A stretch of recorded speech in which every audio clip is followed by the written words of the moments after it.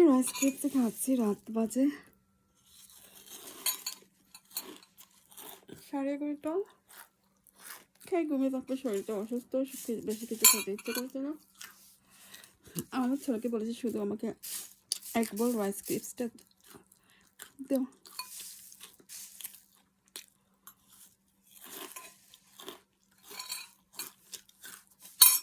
এটাই খাবো রাতে ঘুমানো যাওয়ার আগে। ছেলেটাও খুব টায়ার্ড, আর কুক করতে পারছে না আমার জন্য। ওভেনে কিছু ঢুকিয়ে কুক করবে, যেমন স্প্রিং অনিয়ন বা fish finger.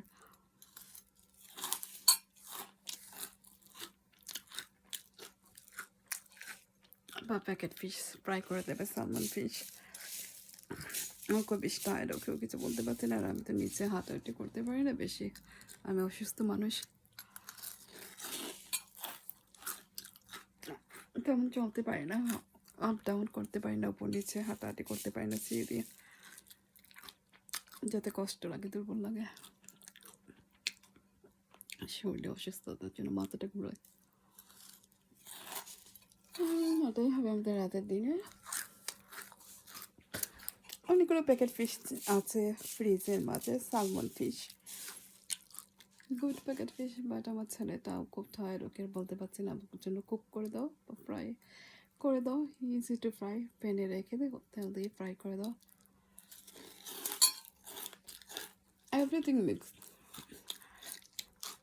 In a packet fish, সব মশলা দেওয়া আছে, স্পাইসি মশলা, লিটল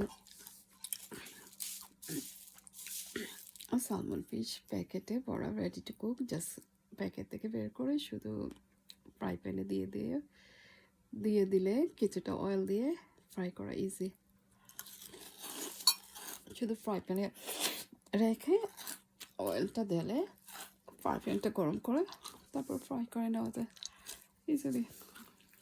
কিন্তু ছেলের খুব টায়ার্ডের জন্য, খুব টায়ার্ড থাকে, আমি আর ওকে বলতে পারছি না আমাকে ফিশটা ফ্রাই করে দাও, আমি যেতে পারছি না নিচে আমার অসুস্থতার জন্য।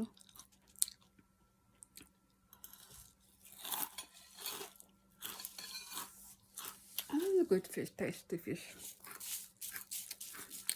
দেখি কালকে দেয়, আফটারনুনে ফ্রাই করে দেবে ট্রেনিংয়ে যাওয়ার আগে। ও আবার ট্রেনিংয়ে যায়, অনেক ট্রেনিং আছে, ওয়ার্ক ট্রেনিং।